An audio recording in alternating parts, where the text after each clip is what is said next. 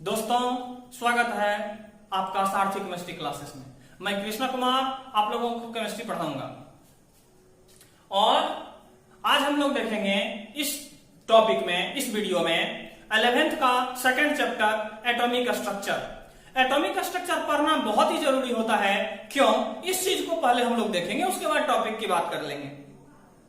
Atomic structure पढ़ना इसीलिए जरूरी होता है कि 3 चैप्टर है केमिस्ट्री में जो पढ़ना बहुत जरूरी है। पहला एटॉमिक स्ट्रक्चर, क्योंकि ये जो चैप्टर है एटॉमिक स्ट्रक्चर और स्ट्रक्चर ऑफ एटम दोनों एक ही चैप्टर है। ये जो चैप्टर है आपको बोर एटॉमिक मॉडल, जिन्होंने मतलब मॉडर्न एटॉमिक स्ट्रक्चर वहीं से आया है, उसके बारे में बताता है। क्वांटम नंबर उसके बारे में बताता है। इलेक्ट्रॉनिक कॉन्फ़िगरेशन, इन 3 चीज के बारे में बताता है। ये तीनों बहुत ही इंपॉर्टेंट है केमिस्ट्री सीखने के लिए। सबसे ज्यादा जो इस चैप्टर को केमिस्ट्री का हार्ट कहा जाता है। अगर ये चैप्टर सीख लिए तो केमिस्ट्री सीखने में बहुत आसानी हो जाएगी। उसके बाद जो दूसरा चैप्टर है वो है पीरियोडिक टेबल। पीरियोडिक टेबल में एलिमेंट के बारे में पढ़ते हैं, अगर वो भी पढ़ लिए तो आसान हो जाएगा। और थर्ड है केमिकल बॉन्डिंग। ये तीनों चैप्टर बहुत ज्यादा पढ़ना जरूरी है। तो आज हम आपको बताएंगे एटॉमिक स्ट्रक्चर के बारे में। तो देखिए, स्ट्रक्चर ऑफ एटम क्या होता है। एटम तो आ गया था। Atom 400 BC. 400 बीसी कहने का मतलब बीसी होता है बिफोर क्राइस्ट। ईसा के जन्म से 400 साल पहले एटम के बारे में लोगों को पता था। देखिए, ग्रीक फिलोसफर थे। ग्रीक फिलोसफर बोलते थे कि जो मैटर होता है ये स्मॉल पार्टिकल से बना हुआ होता है। और इंडियन फिलोसफर थे महर्षि कणाद, ऋषि थे, जो बोले थे कि एटम जो है, मैटर जो है वो स्मॉल पार्टिकल से बना है, जिसको उन्होंने परमाणु बोला। देखिए वैसे लिखते हैं परमाणु, PARMANU, परमाणु। परमाणु एक सिनेमा भी बना हुआ है, देख लीजिएगा, बहुत अच्छा मजा आएगा। और एक मैं बात बता दूं, ग्रीक फिलोसफर कहते थे, ग्रीक फिलोसफर इसी परमाणु को एटम बोलते थे। एटम का मतलब होता है, मैं बता दूं, एटम, ए का मतलब होता है नॉट और टॉम होता है divisible, DIVISIBLE, Tom, divisible. Atom का मतलब होता है नॉट डिविजिबल, मतलब एटम मैटर का ऐसा पार्टिकल है जिसका डिवीजन नहीं होगा। यहां तक आपको क्लियर रहना चाहिए कि एटम क्या चीज होता है। इसके बाद जब 19th सेंचुरी में इलेक्ट्रिसिटी का डिस्कवरी हुआ तो लोगों ने 19th सेंचुरी, 1800 कुछ, माइकल फैराडे साहब, पढ़िएगा फिजिक्स में। देखिए, तो इलेक्ट्रिसिटी का जब डिस्कवरी हुआ तो लोगों ने, साइंटिस्टों ने एटम को तोड़ा ही नहीं, चकनाचूर कर दिया। अब आप कहते होंगे एटम जो है, एटम के बारे में सुने होंगे कि एटम 3 तरह के पार्टिकल होते हैं एटम के अंदर, इलेक्ट्रॉन, प्रोटॉन, न्यूट्रॉन। ये आप 9th-10th में पढ़े हैं। इस बात को थोड़ा और आगे प्रमोट करिए। एटम में 3 टाइप के नहीं, एटम के अंदर 3 टाइप के नहीं, 32 टाइप के पार्टिकल होते हैं। 32 टाइप के पार्टिकल होते हैं एटम के अंदर। 6-7 तो आपको यही पढ़ाने के लिए मिल जाएगा। Electron, proton, neutron, positive pi meson, negative pi meson, photon, ये सब पार्टिकल हैं।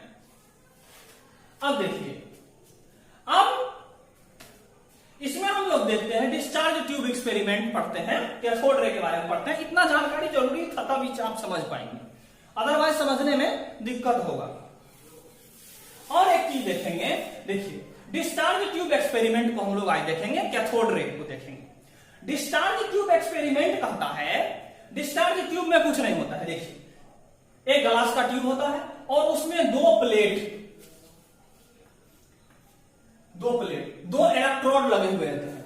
देखिए यहां पे पॉजिटिव प्लेट को एनोड बोलते हैं और निगेटिव प्लेट को कैथोड बोलते हैं। ये इस डिस्चार्ज ट्यूब में क्या किया जाता है, एक वैक्यूम को पंप लगाया जाता है यहां पे लिख देता हूं मैं VACWM, वैक्यूम पंप। और इसके अंदर का प्रेशर होता है 0.01 mm ऑफ Hg। इतना प्रेशर मतलब बहुत कम प्रेशर है। और उसके बाद क्या किया जाता है, 10,000 वोल्ट का इलेक्ट्रिसिटी, इतना वोल्ट अप्लाई किया जाता है, कनेक्ट किया जाता है निगेटिव और पॉजिटिव प्लेट्स। तो देखा जाता है कि अच्छा एक बात और यहां मैं बता दूं, ये जो डिस्चार्ज ट्यूब है ना, इस ट्यूब के बारे में इसको बोलते हैं कैथोड रे ट्यूब, और विलियम क्रुक ट्यूब भी बोलते हैं इसको। क्रुक साहब, विलियम क्रुक एक साइंटिस्ट थे जिन्होंने ये डिस्चार्ज ट्यूब बनाया था। जब इसमें इस सब सेटअप करने के बाद ये सब सेट रहते हैं, पॉजिटिव प्लेट नेगेटिव प्लेट सब सेट रहता है। जब इसमें 10,000 वोल्ट का इलेक्ट्रिसिटी अप्लाई करते हैं तो ये क्या होता है, इसके नेगेटिव प्लेट से, देखिए कैथोड से एक रे निकलता है। इसी रे को कैथोड रे बोलते हैं, या इसी को इलेक्ट्रॉन बोलते हैं। क्या बोलते हैं? इलेक्ट्रॉन बोलते हैं। अब देखा गया जब कैथोड रे निकला, अच्छा कैथोड रे का हिस्ट्री इतना आसान नहीं है। जे थॉमसन साहब फिजिक्स थे, और इन्होंने इस डिस्चार्ज ट्यूब एक्सपेरिमेंट पे उन्होंने 20 साल काम किया, तब जाके उन्होंने प्रॉपर्टीज ऑफ कैथोड रे दिया। और मैं आपको बता दूं, कैथोड रे पढ़ने की क्या जरूरत है। आप जब जैसे मेडिकल साइंस लेके बहुत लोग पढ़ते हैं ना, तो रेडियोलॉजी एक ब्रांच होता है, जैसे मतलब एक्सरे, अल्ट्रासाउंड, ये सब जो होता है, इस सब चीज का रेडियोलॉजी में पूरा कैथोड रे ही पढ़ना होता है। इसीलिए अभी कैथोड रे के बारे में जान लीजिए। आगे अगर मेडिकल फील्ड में जाने का है तो कैथोड रे, वहां रेडियोलॉजी ब्रांच मिलेगा, तो पूरा कैथोड रे पढ़ना पड़ेगा। देखिए बहुत सारे प्रॉपर्टी है इनके बारे में, हमको जानना कम है। और यहां एक चीज और आगे देखेंगे कि कैथोड रे जो होता है, ये किस मेटल प्लेट से टकराता है तो ये कैथोड रे एक्सरे में कन्वर्ट हो जाता है। इस सब चीज को भी हम देखेंगे जब हम पढ़ेंगे एक्सरे के कंसेप्ट को अगले वीडियो में। चलिए, सब चीज को एक जगह डिस्कस नहीं किया जा सकता है, इसीलिए हम लोग प्रॉपर्टीज ऑफ कैथोड रे पे ही फोकस करेंगे। तो सब कुछ सेटअप कर दिया। 10,000 इलेक्ट्रिक करंट जब इस पे हम अप्लाई करते हैं तो कैथोड से एक रे निकलता है, मतलब निगेटिव प्लेट से एक रे निकलता है जिसको कैथोड रे बोलते हैं। और कैथोड रे के बारे में पहला प्रॉपर्टीज अगर हम इसको पढ़ेंगे तो देखेंगे, formation of A shadow of the object on the opposite side of cathode. देखिए कैथोड से रे निकल रहा है, अगर हम इसमें एक प्लेट लगा दें, या मान लीजिए कि यही इस तरह का एक लगा हुआ है, कुछ मटेरियल रखा हुआ है, तो इनका जो शैडो है यहां बनेगा, इसके पीछे बनेगा। कहने का मतलब है कैथोड रे शैडो कास्ट करता है, शैडो बनाता है। जिस तरह लाइट शैडो बनाता है उसी तरह कैथोड रे भी शैडो बनाता है, लेकिन लाइट का बहुत सारा प्रॉपर्टी कैथोड रे के प्रॉपर्टी से मैच नहीं करता है। दूसरा लाइन लिखे हैं हम लोग, cathode ray travels in straight line. Cathode ray जो है स्ट्रेट लाइन में ट्रेवल करता है। कैसे? देखिए यहां पे जेडएनएस का क्या किया गया, जे थॉमसन के द्वारा एक प्लेट लगाया गया, मतलब एक कोटिंग की गई, और यहां से 10,000 इलेक्ट्रिक सप्लाई किया गया, वोल्ट अप्लाई किया गया। तो यहां से देखा गया, जिस तरह पटाखा जलाते हैं तो शुरू में किस तरह से चिंगारी निकलती है, तो इस पे पटाखे, मतलब इस पे कैथोड रे के आके टकराया तो पटाखे की तरह चिंगारी छोटा छोटा जो शुरू में निकलती है पटाखे से, उस तरह का चन चन चन चन किया। तब पता चला कि कैथोड रे जो होता है ये स्ट्रेट पाथ पे ट्रेवल करती है। अब एक चीज है, ये जेडएनएस जिंक सल्फाइड होता है और फ्लोरोसेंट मटेरियल इसको बोलते हैं। और तीसरा है it causes mechanical effect. Mechanical effect कहने का मतलब है कि अगर बीच में जैसे घिरले टाइप होता है ना, पंखा टाइप कुछ लगा देते हैं, तो मैकेनिकल इफेक्ट कहने का मतलब उसको ये कैथोड रे रोटेट करा देगा। जैसे सनलाइट है तो सनलाइट तो 24 घंटा मतलब पूरे धरती पे पड़ते रहता है, भले हम लोग को रात हो जाता है। तो कहीं कुछ पैडल व्हील टाइप का बना देते हैं तो सनलाइट तो उसको नहीं घुमा पाता है, लेकिन ये इसके अंदर मटेरियल पार्टिकल है, ये मैकेनिकल इफेक्ट कॉज करता है, ये रोटेट करा देता है। इससे साबित होता है इसमें मैकेनिकल इफेक्ट काम करने की शक्ति है। अगला है These ray are themselves not visible. ये रे अपने आप में नहीं दिखते हैं, but its effect are visible. लेकिन इसके जो इफेक्ट होते हैं वो दिखते हैं। अब पांचवा है in absence of electric and magnetic field, these ray travels in a straight line. अब यहां एक कंसेप्ट बहुत मजेदार है। अगर इलेक्ट्रिक फील्ड और मैग्नेटिक फील्ड अप्लाई नहीं करते हैं तो यह रे सीधे स्ट्रेट लाइन पे ट्रेवल करेगी। और मैं एक बात आपको मजे के लिए बता दूं, तो यहां से मैं थोड़ा एक चीज यहां से मिटाना चाहता हूं। आप लोग मेंशन कर लेंगे, लिख लेंगे, नोट्स बनाते जाएंगे। यहां से मैं मिटा देता हूं, मिटा देता। और यहां पे एक काम करते हैं, यहां पे देखिए ये पॉजिटिव प्लेट है और ये निगेटिव प्लेट है। ये पॉजिटिव प्लेट, ये निगेटिव। तो अगर इलेक्ट्रिक फील्ड अप्लाई किया जाता है तो यह रे सीधे नहीं जाती है, यह रे आने के बाद यहां आने के बाद इधर मुड़ेगी, मतलब निगेटिव की तरफ मुड़ेगी। कहने का मतलब है कि यह रे पॉजिटिवली चार्ज है, तब न निगेटिव की तरफ अट्रैक्ट हो रहा है। और चार्ज के प्रॉपर्टी के बारे में जानते हैं ना, opposite charge attract each other और same charge repel each other. ये तो कंसेप्ट बहुत पहले से आया हुआ है, लेकिन यहां प्रूफ हो रहा है ना कि ये इधर आने का इसका कंसेप्ट है, इधर ही आएगा। अब देखिए, और एक मैं बात बता दूं कि यहां ZNS का कोटिंग किया गया। सर यहां प्लेट लगा हुआ था, कैसे इस पे पहुंचेगा? दोस्तों सर एक बात बताइए, यहां ZNS का कोटिंग किया गया है, यहां पे प्लेट लगा हुआ था, कैसे रे यहां आएगा? इसमें क्या किया गया? होल बनाया गया, तब ये यहां आएगा। देखिए हम लोग क्या कर रहे थे? अब एक प्रॉपर्टी और है जो बहुत इंपॉर्टेंट और मजेदार है, वो ये है, 5 प्रॉपर्टी हमने पढ़ा, छठा प्रॉपर्टी पढ़ेंगे।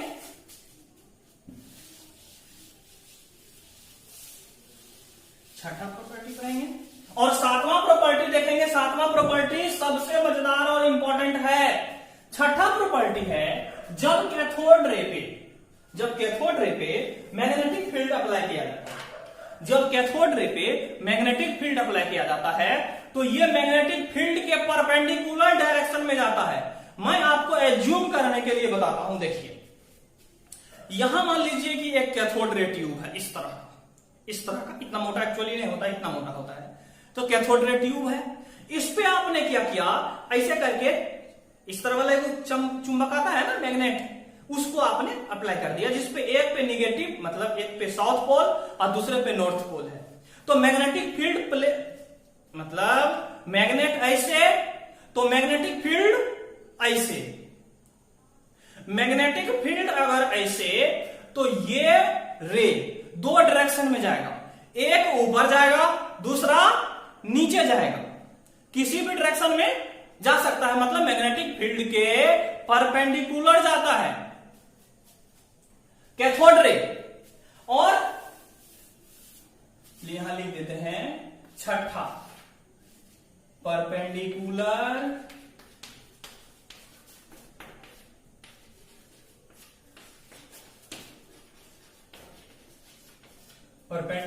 टुवर्ड्स मैग्नेटिक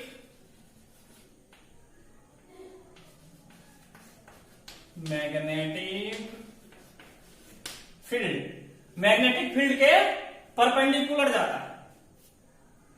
और 7वां है E by M value, E by M value of cathode रे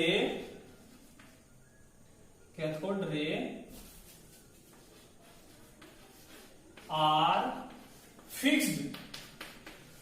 E/m वैल्यू जो होता है, E/m वैल्यू जो होता है कैथोड रे का, वो क्या होता है? फिक्स्ड होता है। देखिए कैसे फिक्स्ड होता है। और एक चीज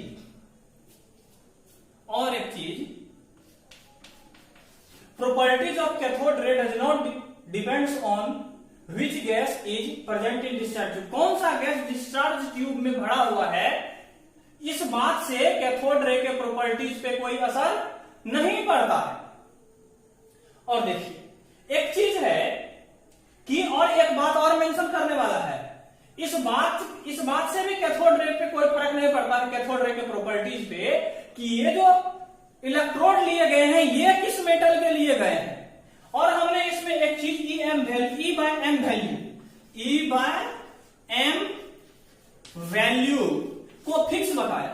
E/m वैल्यू इसका कैसे फिक्स होता है, देखिए E का मतलब हुआ चार्ज ऑफ इलेक्ट्रॉन और मास ऑफ इलेक्ट्रॉन। तो चार्ज और मास का जो मतलब वैल्यू आता है निकल के, E/m वैल्यू रेशियो कहिए इनको, ये देखिए कुछ इस तरह का होता है, जो बहुत इंपॉर्टेंट प्रॉपर्टी है E/m वैल्यू। इसके बारे में हमने डिस्कस नहीं करा था कैथोड रे की E/m वैल्यू के बारे में। ये जो होता है E/m वैल्यू ऑफ कैथोड रे, ये फिक्स्ड होता है, या और कहिए तो ये कांस्टेंट होता है, या कहिए तो फिक्स होता है, नहीं तो कांस्टेंट होता है। E/m वैल्यू पहले क्या होता है, सबसे पहले जानिए। E होता है चार्ज, m होता है मास। चार्ज बाय मास का जो वैल्यू होता है वही E/m वैल्यू होता है। देखिए तो इलेक्ट्रॉन का चार्ज इतना होता है, आप सब जानते हैं, और इलेक्ट्रॉन का मास जो होता है वो इतना होता है। तो जो डाटा निकल के आएगा वो ये होगा। और हम बता दें E/m वैल्यू डिस्चार्ज ट्यूब में फिल जो भरे हुए गैस हैं उस पे इसका फर्क नहीं पड़ता। कैथोड रे के केस में E/m वैल्यू इस बात पे डिपेंड नहीं करता है कि डिस्चार्ज ट्यूब में कौन गैस भरा हुआ है, गैस कोई रहे। अच्छा कैसे नहीं फर्क पड़ता है, काहे कि कैथोड रे तो ये जो कैथोड इलेक्ट्रोड है वहां से निकलता है, गैस इस रे में इन्वॉल्व ही नहीं होता है। अगर गैस इन्वॉल्व नहीं होगा तो अपना असर नहीं छोड़ेगा। समझ पा रहे हैं? तो ये इंडिपेंडेंट होता है। E/m वैल्यू इसका कांस्टेंट होता है, फिक्स्ड होता है। इस चीज को मेंशन करिए। एनोड रे आएगा तो उसका E/m वैल्यू क्या होगा, कैसे निकलेगा, ये सब हम बताएंगे। दो ही चीज है, एक है कि इसका फिक्स होता है, एक है कि एनोड रे का E/m वैल्यू कांस्टेंट होता है। इस बात को मेमोराइज कर लीजिए, यही पूछता है परीक्षा में। ये नहीं कहेगा कि निकाल के बताइए, नहीं कहेगा निकाल के बताने के लिए। बहुत अगर पूछेगा, बहुत शातिर है पूछने वाला तो पूछ देगा E/m value of cathode ray are fixed और नॉट, ऐसे करके पूछेगा। चलिए